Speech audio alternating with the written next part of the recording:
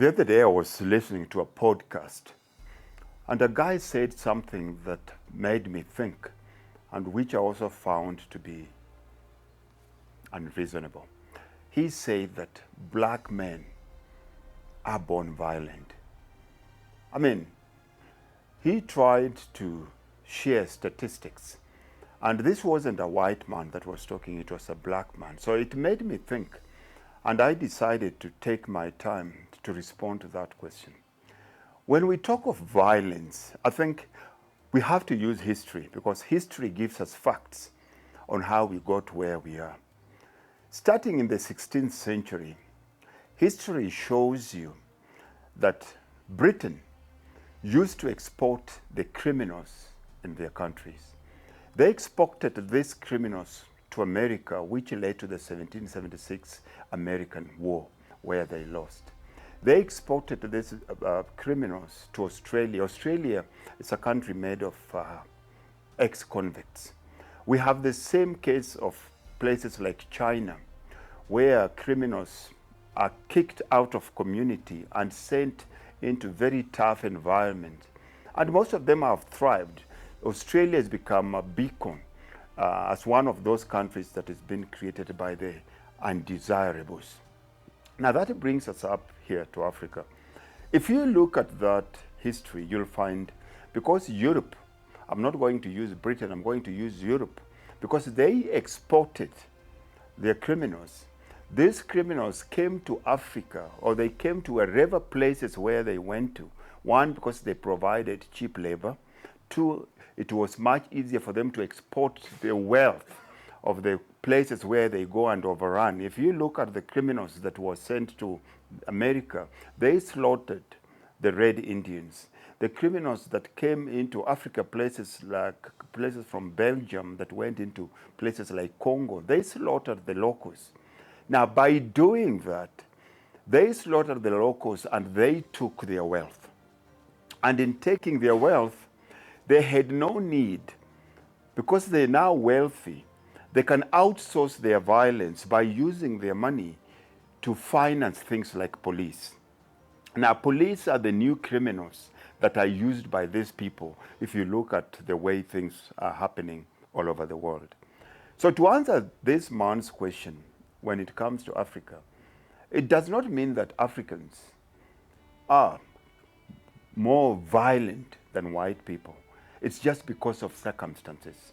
Because the whites came, the violent criminals came, they conquered Africa. They became wealthy. And now, Africans, people that are struggling, people that are poor, are still going through what the white criminals came here and did many years ago. Now, for you to be able to survive in this world that we live in, you need resources. You need to have resources, or you need to have access to resources. And what are the resources? The resources are school, resources are food, resources are good living conditions, resources are health. Now, these things in the world that we live in, unfortunately, they need money. Now, most black people, unfortunately, like South African black people and black people in general, were the only people that were subjugated, people that were colonized, but the only race that was denied education. Remember, the biggest difference between Africans and any other race that was colonized, we're the only people that were denied education. And in being denied education, it means there was a very big barrier between us and opportunities.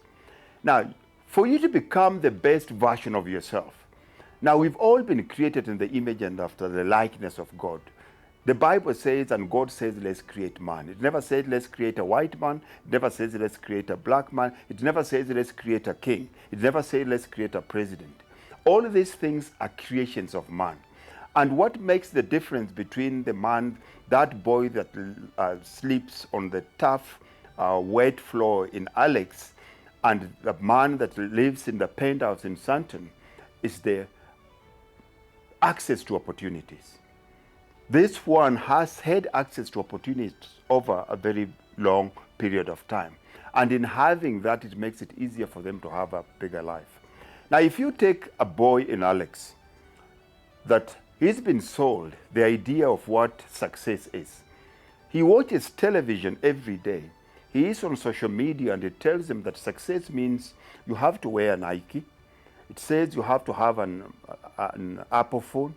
It says that you have to wear an Under Armour t-shirt. It says you have to drive a BMW or Golf GTI. Those are the definitions of success. But for you to be able to live that kind of success, you have to have a certain level of qualification for you to be able to access resources in the economy that we live in. But this boy never went to school. Now, how will he access the resources that he needs for him to become successful? He will use what he has. If he is a boy that is born in Santon, the resources that he's going to use is his brain. And if he's an accountant, he's going to use his pen to steal. Now, we don't look at that as being negative. But this boy in the township is a young, strong black boy. What resources does he have at his disposal? He's got his physical strength. He has to use his physical strength to physically take that iPhone from someone, take those Nike shoes from someone, hijack someone to get that GTI. Now, am I saying that it's good? No, no, no. What I'm saying is crime is a socio-political construct. Crime has nothing to do with race. Crime has nothing to say that if you're dark, then you're more criminal, you're more evil. It has to do with the social setup of our culture. How are we going to stop this? To stop this, one of the key things that we have to talk about here, we have to talk about culture. When we talk about culture, most of us always think about drums and dancing or wearing traditional outfits. That's the kind of foods that we eat. But culture is not static. Culture is progressive. When you look at your culture, you have to think what part of our culture made us be colonized. That is culture we have to get rid of. That is very bad culture of us. What part of our culture is made us stay together? Now, when we talk about culture, I need to inculcate culture into manhood. And how do we use culture to create black men that our communities need? What is happening here? We have a small group of young men that have not been trained into manhood, a small group of young men that have not been inculcated into African manhood, that are terrorizing the old race. So when we use culture, first and foremost, manhood, there is a big difference between being a man and malehood. You know, you are born a man, but you have to become a man. You're born a male, but you have to become a man. To do that, we have to use culture. The first thing that we have to do here is a man, to be defined as a man, you have to overcome your impulses. A man does just don't do things because he feels like. A boy does. A boy gives into feelings. A man sticks to facts. Now, if we train our people where the main goal, the end goal, his survival has to be linked to the survival of the race. You're not a man if you're living for yourself. You're only a man if you're living for others. And if we do that, the first thing you'll see that it will cut down is crime. Because if I commit crime, then it means I'm a boy. If it commits crime, it means that I hate my own people. If it commits crime, then it means I don't love myself. Now, because we've taken culture out of who we are, we are living somebody else's definition of success. We as black men, we've not sat down and defined what success is. If you're going to define a black man based on our traditional definition of what manhood is, number one, a man has to be a protector. And you cannot protect without love. And you cannot love if you're afraid to die. How often do you see an old 70, 80-year-old white man from Europe walking into the streets of the townships, walking in Santon City, even going to the rural villages with a 16-year-old black girl saying that he's in love, he wants to marry her. And we look at it and say nothing is wrong. It is not wrong in our eyes because we feel powerless. It is not wrong in our eyes because you know If I love myself as a black man, and if I'm going to be identified as a black man, which means that I have to protect my community, I have to protect my race, I'm not going to allow a 70-year-old, 80-year-old man defile a 16, 18-year-old black girl in the name of love. Because if you stand for your people, it means you have to stand up. You have to stand up against anything that brings your people down, against anything that threatens the survival of your people, against anything that shades negative light in the face of your people. Most of us cannot do that. That's why you'll find a black person. You'll have, during normal cases I've seen, white policemen or white men will go into a township. Two white men will go into a township that is full of millions of black men, attack one person, one man, shoot him and walk out. And most of us will just take out our cell phone and film. Why do you think that happens? That happens because of fear. That happens also because in order for me to protect my brother, I have to love myself first. But because I have no love of myself, I see no need why I have to put myself in harm's way to protect my brother who is part of us as a community. You've seen it also when it comes to black businesses. Most black men cannot support another black person's business. They will go to that lady on the side of the street that is selling eggs to feed her grandkids that the daughter dumped on her. She's trying to sell these eggs. A man, a black man, will park his Range Rover Sport on the side of the road and bargain this woman to buy the whole tray of eggs for $50. While the same man will go into Woolies and he will never bargain. Who needs the money more? What is the logic behind this man oppressing and suppressing a woman that needs that money?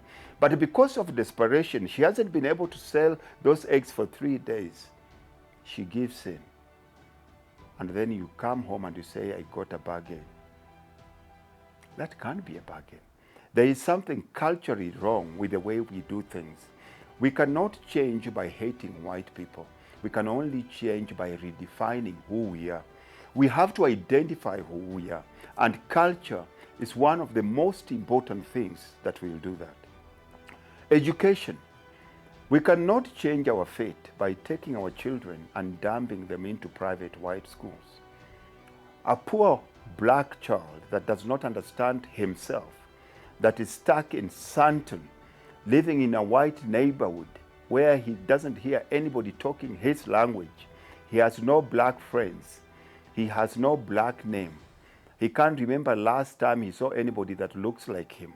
Taking that child and taking him to the most expensive white school, thinking that you're doing him a favor, that by him being next to white people or the people you want to be like, that it will transform him, you are kidding yourself.